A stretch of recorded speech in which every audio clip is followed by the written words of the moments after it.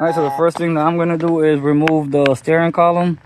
It looks like a 10mm bolt goes right here and it locks it in place, and that's basically inside the car. Should be a boot right there. I gotta take that boot out and it's gonna be in there. I'll show you this. Alright, once we remove that, we're gonna go ahead and remove the 10mm bolt that holds in place the steering column here.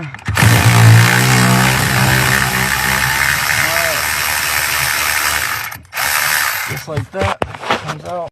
And before I remove that piece with the steering column joint there, I want to make sure the steering wheel does not move. So I'm going to probably take the seat belt, strap it onto that one, strap up this one to this one to make it so it won't move, so it stays in that position. This is the construction I came up with. As long as it works, it doesn't move.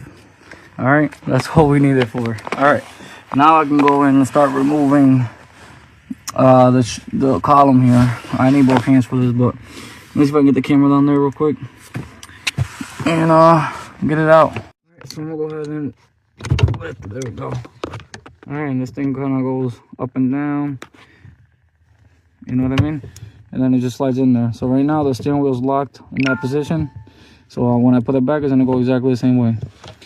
All right, I think we're pretty much might be done here. I think I gotta take this grommet out. I gotta take this grommet out as well. This grommet needs to come off. There we go. All right, and that's the top part that I showed you on the other side. You see, that's where the 10mm bolt goes onto, into that little slot there. All right, we're done up here. Now we're gonna go to the bottom and start removing bolts and connect. All right, now we're gonna take the 19mm or 18, I believe.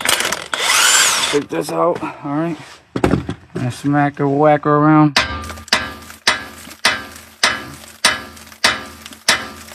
"20 years later."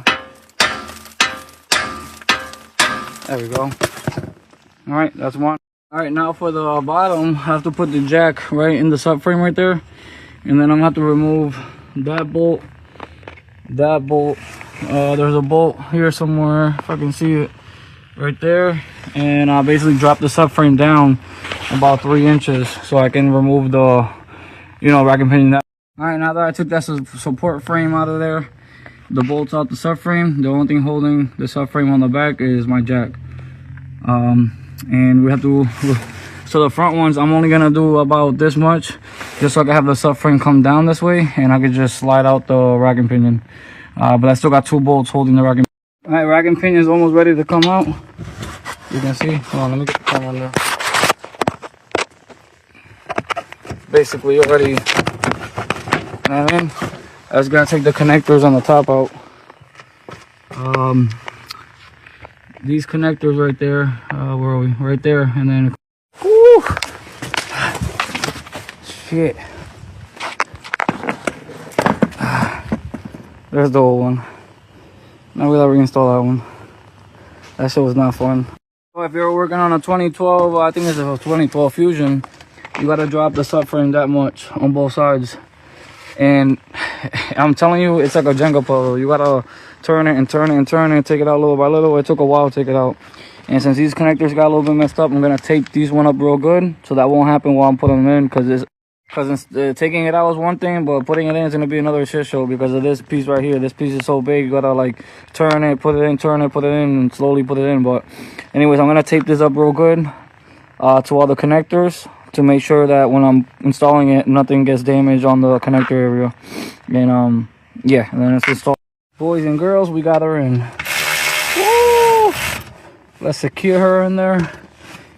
We got her in. Boy, that was a new experience. I've done the power steering, regular power steering, hydraulic fluid and everything, but not the electric one. So I'm glad I learned this experience, and your boy Cgfix can get anything done, baby.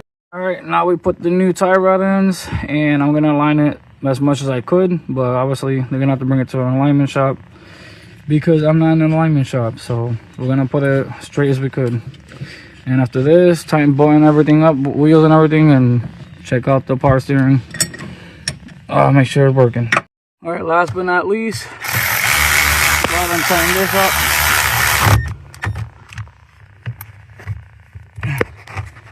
And then after that, let's put the wheels on set her down, turn it on, and hopefully we got power steering. But if not, it's time to go to the dealership to get reflow. Boy got it. Boy got it. Watch this. Watch this, baby. Woo! Let's go. We got power steering, and there's no more code over here saying the steering assist, whatever. Yes, sir. You guys don't know.